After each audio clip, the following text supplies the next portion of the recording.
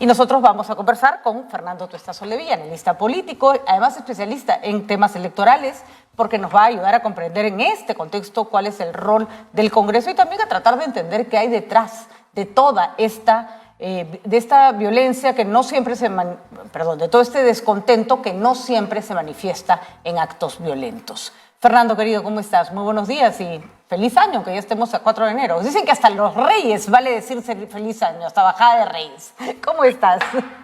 Feliz año, Patricia. Gracias por la invitación. Encantados nosotros de tenerte. Despertamos un 4 de enero con mucha zozobra, ¿no es cierto? Me ha sorprendido mucho el anuncio de esta catástrofe, como si identificarla no permitiera que las fuerzas del orden las pudieran controlar. Se ha generado un discurso de pánico que a mí me llamaba la atención, porque yo decía, bueno, si lo tenemos tan claro y si sabemos quiénes son los que están convocando estas marchas violentas, en teoría deberíamos ser capaces de reprimirlas de manera inteligente, no de manera violenta. ¿Cuál es tu diagnóstico de la postura que está tomando el gobierno en estos momentos, post Ayacucho, que no es poca cosa, ¿no? Y del descontento que viene del otro lado? Mira, esta es una situación obviamente particular porque no es cualquier manifestación ni es en cualquier momento, sino ocurre como producto, en todo caso explota como producto de la salida de la vacancia de Pedro Castillo. El nuevo gobierno, entre que empieza a acomodarse, creo que no toma las medidas acertadas desde el primer día. Ahí hay un tema, hay que acordarse que el 7 de diciembre se asume el gobierno, hay 4 días que eran entre feriados y fines de semana, donde se cree que las manifestaciones podían caer por sí mismas, y por lo tanto, claro, ahí hay un desencuentro entre quienes toman las decisiones y quienes proveen de información y que son los profesionales, lo ha dicho Servicio de Inteligencia. Las Fuerzas Armadas y las Fuerzas Policiales en democracia son las instituciones que tienen el monopolio de las armas y de la fuerza legal, y tienen que enfrentar situaciones como esta para salvaguardar el orden público en general. Por lo tanto, estamos hablando de instituciones especializadas, profesionales, sobre todo en el caso de la Policía Nacional. El hecho de tener como carga el gobierno cerca de 30 muertos, realmente es insostenible en ninguna parte, pero en ninguna parte, en ningún gobierno, no digo solamente sino en ninguno. En ninguna parte del mundo, Fernando. En ninguna parte, por supuesto, por eso digo. Y lo que nosotros además lo que nosotros nos ha sorprendido es la poca reacción, por lo menos de cierta parte de la sociedad. Hemos visto durante días que en redes y hay que decirlo, muchos medios de comunicación, no todos, gracias a Dios, se asumía como el costo natural de poner fin a una protesta. Es que algo así como la vida de algunos vale menos que la de otros. Y entonces es terrible encontrarnos, y ahora sí de manera violenta, cruenta. ¿Sabes qué? Justamente esta parte de la película, del episodio, que hemos estado viendo a lo largo de los años, que no es otra cosa que una creciente polarización, donde antes el eliminar al otro era retórico.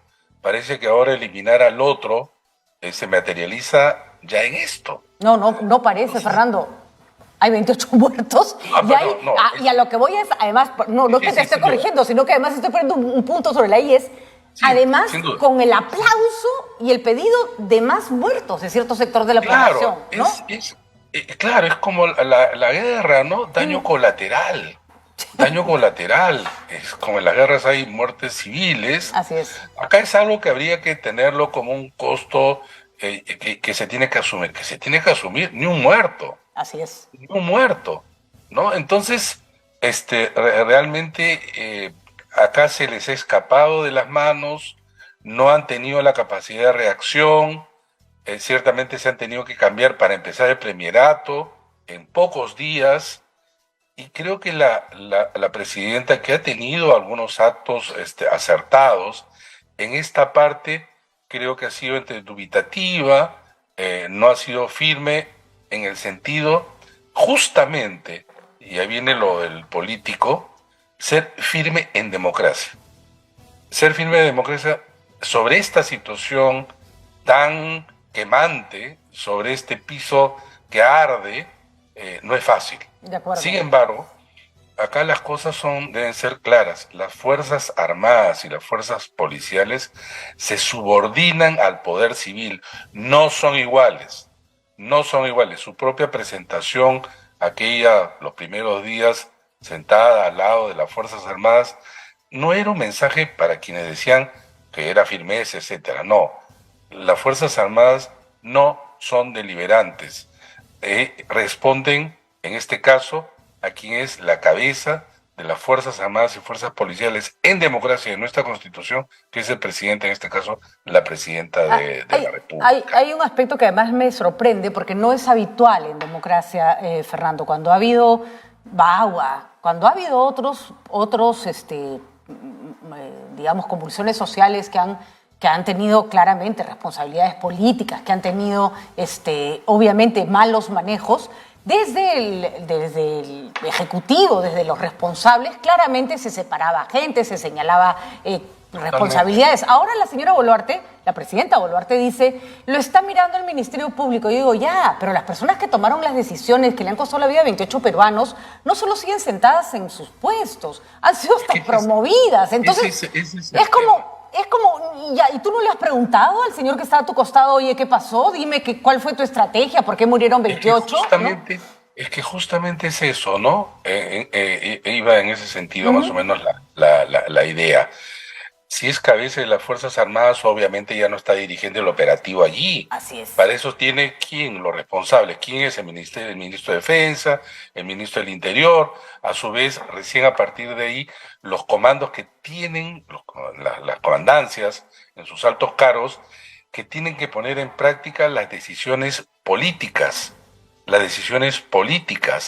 Y ellos ponen que el aspecto profesional de cómo enfrentar situaciones tan delicadas como esta. Uh-huh. Y entonces, efectivamente, lo que falta decir es que no solamente da el pésame y lamenta las muertes, sino que se tiene que investigar. Y no esta frase que muchas veces se dice y que nunca termina en nada. Porque hay alguien que disparó, hay alguien que mató, y por no alguien, varios que mataron. Y entonces ahí hay armas, entonces ahí hay directamente quienes hicieron los actos que terminaron con la vida de cerca de 30 personas. Eso lo único que ha hecho es avivar la animadversión de una franja de peruanos no poco importantes contra el gobierno y de alguna manera avalar indirectamente y casi como consecuencia el golpe de Pedro Castillo, en realidad hacerle un favor político y un apoyo que no tenía antes, y esto no está bien. Incluso este tema del cual hoy día 4 de enero se iba a realizar una marcha institucional promovida por la Policía Nacional. Por favor, esto es un despropósito, era un despropósito felizmente que dieron pasos hacia atrás, pero las Fuerzas Armadas y las Fuerzas Policiales, cuando entran en política y actividades de esta naturaleza, curiosamente son en aquellos países que se dice, y está bien así, no nos debemos encaminar. Las Fuerzas Armadas y Fuerzas Policiales son utilizadas políticamente en Cuba, en Venezuela y en Nicaragua.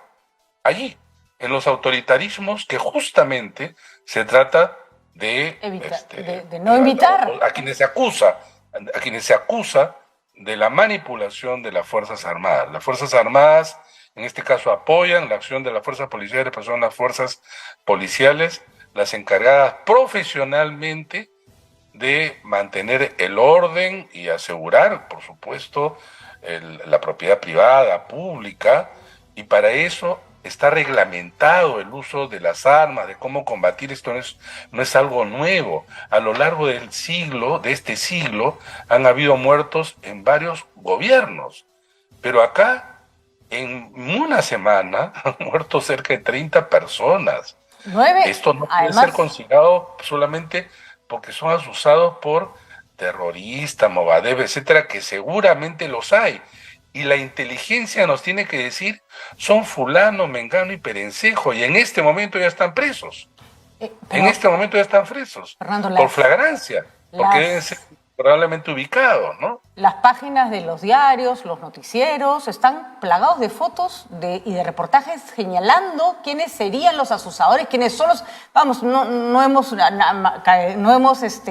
amanecido ayer en esta profesión como para saber que esa información es información de la policía, ¿no es cierto? Porque es información bien de inteligencia la que se está manejando a nivel de medios de comunicación. Bueno, ya...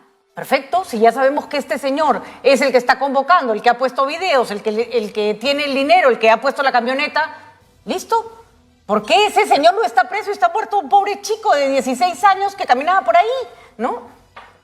Mira, pero además, Patricia, lo siguiente, yo puedo convocar cualquier marcha, pero de ahí a que me hagan caso, hay claro. un paso grande. Y encima, si esta marcha me va a llevar a mí en poner en peligro mi vida, y probablemente los míos. Entonces, hay que tener cuidado. Lo que está sucediendo es que están canalizando justamente gente que tienen con mafias, grupos ilegales, grupos criminales, también Movadef, FENATE y algunos otros que se sindica, ¿no? Sí, ellos pueden aprovechar y justamente dirigir, pero ahí hay un tema, dos temas diría yo. El primero, ¿por qué la gente lo hace? Porque es engañada, llevada de las narices. Ahí hay un tema de fondo. Hay un tema de fondo que no se pregunta. ¿Y qué es? Lo segundo, mira sí, qué tan importante la de los partidos políticos. Los partidos políticos están ausentes, no aparecen, no existen. No existen. No. Y son los que tendrían que estar justamente en una postura mucho más, para empezar, responsable, porque a nadie en su sano juicio es, digamos, dable atacar, pues, un bien público, no solamente privado, sino también público, un aeropuerto, poner en riesgo la vida de mucha gente, quemar, asaltar entidades públicas como el propio Ministerio Público, el Poder Judicial, que dicho sea de paso, eso no debe ser gratuito. Seguramente las mafias utilizan eso para que se destruyan documentos y expedientes, en fin. Pero estas preguntas lamentablemente han caído en saco roto porque incluso se decidió que esto fuera visto por el fuero militar. Y sabemos que lo del fuero militar, hasta el día de hoy, a lo largo de esta corta historia de este siglo, nunca hemos tenido quiénes son los responsables de la muerte de los peruanos a lo largo de todo este tiempo, ¿no? Y quiénes son los identificados de aquellos que tanto se acusa y que yo estoy seguro que también, como tú, de que están allí, ¿no? Esta gente que es violenta y que la violencia lo usa obviamente para conducir bajo ciertas propuestas políticas también, o simplemente el desorden, o simplemente porque quieren presionar, ahora que hay nuevas autoridades regionales y municipales.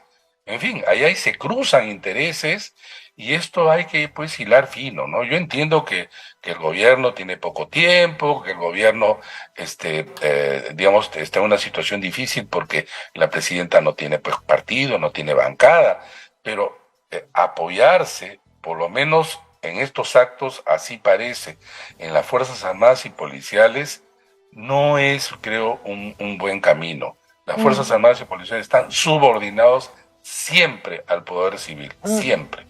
Y a mí lo que sí por lo menos me empieza a dar un poco más de alivio es que ya hay una mirada más crítica, sobre todo desde Lima. Lima no es el Perú, Lima no es la panacea, ni nosotros marcamos la política ni el ritmo del país, pero se concentra mucho poder en Lima. Y si el discurso oficial limeño es la negación de lo que ocurre en el resto del país, cuyo origen además viene del enfrentamiento entre las regiones y Lima, entonces es darle más cuerda al mismo problema, Fernando. Y a mí me preocupa mucho lo que estabas comentando, y es, nadie se pregunta qué hay detrás. Estamos todos atarantados por la bomba lacrimógena, por el disparo, por el muerto, y nadie quiere mirar un poco más allá. Yo no sé si tú encuentras en las protestas, por ejemplo, que la causa principal por la cual la gente ha salido a las calles sea que Castillo regrese. No, no, como por ejemplo cuando la gente se manifestó cuando asumió el gobierno De Manuel Merino. Merino. La gente no iba diciendo queremos que regrese Vizcarra, como ahora tampoco, y eso que Vizcarra tenía un nivel de apoyo muchísimo más alto, de ninguna manera. Lo que no querían era lo que había ocurrido, o sea, quién lo reemplazaba o la forma como se hizo. En este caso, sí hay un fuerte, obviamente, relación de identidad que explota simbólicamente en el hecho de la salida de Pedro Castillo, que a todas luces es un golpe de Estado. Pero mira, un golpe de Estado tan claro no podía ser. No podía ser salir en televisión y decir que cierra el Congreso cuando no tiene la prerrogativa de hacerlo, cuando dice que va a intervenir el Poder Judicial, el Ministerio Público en cualquier parte del mundo. Ese es un golpe de Estado. Pero que un sector de la ciudadanía no lo considere, e incluso una franja de políticos no lo considere, es que realmente se ha roto esta suerte de pacto mínimo que teníamos de cultura democrática ligada Bueno, a las instituciones. pero se rompió antes, ¿no, Fernando? Sí, se rompió. Antes, Sí. porque sí. Bueno, sí, desde conocer los resultados del año 2000. O sea, tan absurdo Sí, como creer en que 2021. Castillo no hizo un golpe era asumir que no había ganado las elecciones. O sea, igual de. No, sí, para el otro, digamos, para el caso del golpe, más un video en el que el señor está diciendo disuelvo el Congreso y cierro el Congreso. Pero lo otro, nosotros lo hemos dicho mil veces, era darle y darle vueltas a un discurso que no tenía ningún. O sea, nunca hemos tenido una denuncia de fraude sin denuncias. Sí, ¿no? Una cosa de locos, ¿no? Ya salían al final a decir, por favor, dennos pruebas, no tenemos pruebas. Yo decía, ¿qué clase de denuncia es esa, no? No, y lo peor de todo es que vamos a entrar a un proceso electoral, Patricia, en un plano de polarización extrema que alimenta efectivamente a los radicales de ambos lados. En segundo lugar, porque este discurso del fraude se mantiene, pese a que los organismos electorales a quienes se acusa hicieron estas últimas elecciones regionales y municipales. El alcalde de Lima, que fue el que también promovió este discurso, resulta que ganó con menos del 1% y nadie cuestionó su resultado, pudiendo haberlo hecho los perdedores, porque así es lamentablemente en el Perú, y sin embargo todo el mundo lo respetó. ¿Quién hizo esto? Los mismos organismos electorales a quienes se acusa. Y sí, el día aparece en sectores del Parlamento queriendo que para las elecciones del 2024 se remueva a los titulares, los organismos electorales. ¿Basados en qué? Basados en repetir exactamente aquello que nunca se demostró, ni siquiera en esa comisión investigadora cuyo conclusión era investigar. O sea, ellos investigaron y la conclusión era que había que investigar, ¿no? Así y no es. sacaron absolutamente nada. Nada en claro. Nada. Porque no había forma, porque Pedro Castillo le ganó por poco, le ganó con las justas, le ganó mal a Keiko además, porque fue un voto absolutamente, la gente que votó por él votó porque simplemente un grupo importante no quería saber nada con Keiko Fujimori, pero le ganó. O sea, para bien o para mal, le ganó. Ahora, finalmente, Fernando, coincido contigo claramente en que no es momento de ir a elecciones, pero lo cierto es que tampoco las podemos evitar, ¿no es cierto? Porque ya esto es insostenible. Y no, sin duda. Y me preocupa mucho el corto plazo, porque además lo que se está agendando en el Congreso para hacer las reformas electorales, no digo que no sea importante, pero hablar de reelección y bicameralidad, que es lo que se está discutiendo, en un momento cuando la gente no quiere saber nada del Congreso de la República, me parece, por decirlo menos, una osadía. O sea, no empieces por la reforma que indigna, empieza por la que más bien a la gente le da como aire, ¿no? ¿Sabes lo que pasa? Que ayer estuve en la Comisión de Constitución justamente debatiendo estos temas, y efectivamente en el Congreso lo que más interesa y lo que más le parece que pueden llegar a consenso es la bicameralidad y la reelección parlamentaria, cosa que personalmente estoy de acuerdo. Sin embargo, También. sabemos que acá hay dos cosas, digamos, delicadas. En primer lugar, que algunas otras reformas, en que incluso que son ley, como las PASO, las elecciones abiertas, etcétera, que le pueden dar legitimidad, participación, competitividad a la selección de candidatos, siendo ya ley, no es una nueva, resulta que la quieren dejar de lado. Y entonces concuerdo contigo, va a parecer como que lo único que se ponen de acuerdo son aquellas que son impopulares. Así es. Son impopulares. Así es. Pero incluso vamos a dar un paso atrás. ¿Sabes cuál es el otro peligro? Y ahí sí sería terrible, es que no se consigan los 87 votos para el adelanto de elecciones. Y eso podría ocurrir, espero equivocarme, pero en todo caso lo planteo como duda, dado cómo se está discutiendo en el Parlamento, que en marzo no se consiga los 87 votos. Si no hay 87 votos, no hay adelanto de elecciones. Si no hay adelanto de elecciones, que era quizá la demanda de todas estas manifestaciones, que la única frase que unía a todas a nivel nacional era adelanto de elecciones. Imagínate tú que luego el Parlamento diga no, porque no hay la segunda votación necesaria, que como se sabe es permitir que a través de una disposición transitoria se adelanten las elecciones. ¿Qué va a hacer el gobierno? ¿El Parlamento qué va a hacer? Va a decir, bueno, nosotros, algunos dirán, nosotros no votamos pues porque no estábamos de acuerdo porque queríamos que se introduzca la Asamblea Constituyente, otros dirán, faltaron ese día y no votaron, y los otros dirán, bueno, nosotros votamos a favor pero no conseguimos los votos, y entonces se van tirando la pelota y no asumen una responsabilidad colectiva como Congreso. ¿Te imaginabas un...? Hay una falta de autocrítica No. tremenda de los políticos, que no se dan cuenta que son gran parte del problema. Un problema. Pedro Castillo, digamos, se hizo el harakiri y salió del juego de la peor manera, pero salió. En el Congreso, además, claro, es difícil también, Patricia, porque sabes que hay 13 bancadas. Negociar entre todos ellos es llevar a veces a los acuerdos mínimos, y estos acuerdos mínimos ni siquiera aún ahora yo no lo veo con claridad. Y nuevamente, los acuerdos mínimos van a poder terminar siendo simplemente reelección y bicameralidad, que como repito, a mí me parece que está bien, pero en el contexto de lo que ocurre en el país, puede ser quizá la peor medida. Pero también viene el otro tema, ¿cuándo va a ocurrir este tipo de cambios? Hace años estamos diciendo el próximo, el próximo, el próximo, y lo que ocurre es que el próximo cada vez es peor, cada vez es peor. Entonces, el panorama es realmente preocupante, por no decir desolador. Te imaginaba, yo no me imaginaba un peor escenario, ¿eh? La verdad que me imaginé mucho, y este sigue sobrepasando mis expectativas con respecto a cuáles hubieran sido los escenarios más terribles. Un Congreso no solo desprestigiado, que para eso ya estamos acostumbrados, sino desconectado de la realidad, mirándose el ombligo y de una irresponsabilidad gigantesca. Una presidenta débil, que solo se sostiene sobre las fuerzas del orden y una cantidad muy vergonzosa de muertos. 0 partidos políticos entronizados, candidatos, entre comillas, en el país, de ideas enloquecidas y de extremos.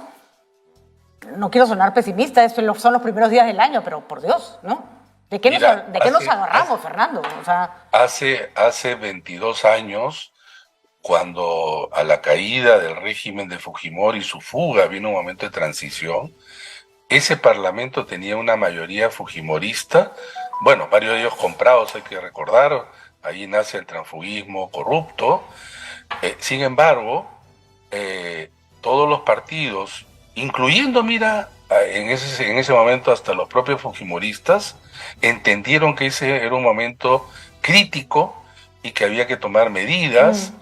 Había, claro, un liderazgo en el caso de Valentín Paniagua, pero también los partidos hicieron su parte, y hubo una transición ordenada, no violenta. Al contrario, se superó la violencia que, recordará, hubo en las elecciones fraudulentas del 2000, se encaminó los gobiernos que sobrevinieron no fueron los mejores gobiernos, pero es parte de la democracia, pues, parte de la democracia. A la siguiente elección se trató de cambiar, la alternancia es así, salvo que algunos quieran pues un gobierno pues autoritario, ¿no? Un gobierno militar, y quienes tienen que construir la democracia somos nosotros. Tal cual. Es una combinación entre voluntad política, también la modificación de las reglas de juego. No es fácil, No. es una convivencia en democracia, que no es fácil. No es fácil, y lo que pasa es que cuando la desprestigias, la manoseas y la vuelves inútil, es una suerte como de bola de nieve que después ya no puedes parar. Y que siempre... Claro, porque la gente luego no cree. No cree, ¿no? No cree. Y está clarísimo, Fernando, con eso tenemos que ir cerrando, que, por ejemplo, a las personas les encanta, a determinados analistas políticos, negar las encuestas cuando no les dicen lo que quieren escuchar, ¿no? Pero con toda la baja popularidad que tenía Castillo, incluso en lugares donde su popularidad era bajísima, como en Lima, el hecho de que la gente le pareciera bien que hubiera cerrado el Congreso duplicaba su popularidad. Eso da cuenta de que sí, con Castillo mal, pero con el Congreso peor, en la percepción de las personas, ¿no? Mira, el Congreso tenía la tercera parte de aprobación de Castillo. La tercera parte. Y entonces, si no se hacen las preguntas de fondo de manera desapasionada, no se van a tener resultados adecuados ni acciones que nos conduzcan hacia allí.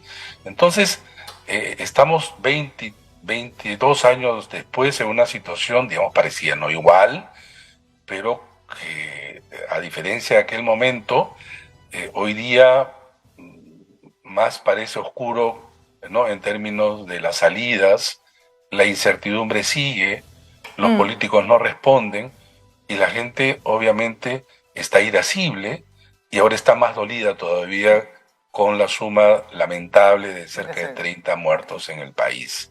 Muy bien. Esto es terrible. Muy bien, Fernando. Es terrible. Vamos a ver qué pasa el día de hoy. Yo siempre pienso que en este caso probablemente, no sea, espero que no haya violencia, pero que la insatisfacción va a quedar ahí. Y si no explota hoy, puede explotar mañana o puede explotar pasado, o el día en que estemos más distraídos y que no haya tanto aviso de que el país va a arder, el país puede arder. Y eso... No sé, a nosotros ya, la verdad que yo ya estoy un poco cansada, Fernando, de tanto es abrupto. El otro día un amigo ponía en su Facebook: atrévanse a salir de su zona de confort. Y yo le ponía: ¿hace cuántos años no tenemos zona de confort en el Perú? Por amor a Dios. Muchas gracias, Fernando. Vamos a estar atentos a lo que pase el día de hoy. Gracias por tu análisis, siempre importantísimo.